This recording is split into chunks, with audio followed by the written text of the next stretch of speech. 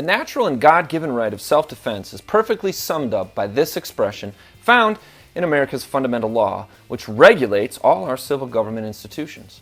The right of the people to keep and bear arms shall not be infringed. Definitive, bright, unequivocal, and by no stretch of the imagination is the Second Amendment confusing.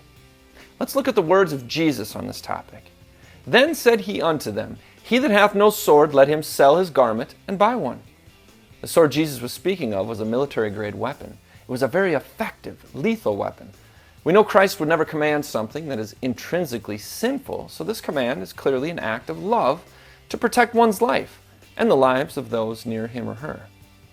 Well, recently, presidential hopeful Hillary Clinton was interviewed on ABC News' This Week. The Democrat presidential hopeful, who has refuted GOP presumptive nominee Donald Trump's claims that she wants to abolish the Second Amendment, refused to acknowledge that individuals have the right to bear arms. The question from George Stephanopoulos was, do you believe that their conclusion, referring to the recent Heller decision, that an individual's right to bear arms is a constitutional right? Clinton responded, if it is a constitutional right, then it, like every other constitutional right, is subject to reasonable regulations.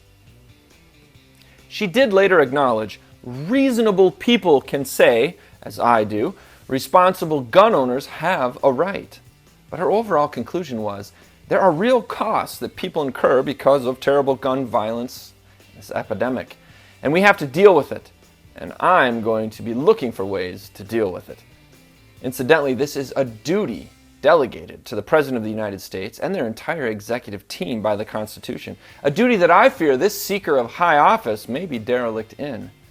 Referring to anti-gun ownership laws and regulation, Clinton stated, I do want people to ask themselves, can't we do better than 33,000 people killed every year by guns and many thousands more injured? And I think we can. Considering the overwhelming majority of public mass shootings occur in places where guns are outlawed, and yet criminals disregard those bans, I think we can too. I believe in the solution of our founders, who determined to eliminate King George's pretended legislation and legalize liberty and self-defense. Since the Constitution is the supreme law of the land, and since the Second Amendment declares that the right of the people to keep and bear arms shall not be infringed, then gun control measures are not law. They are what our founders referred to as pretended legislation.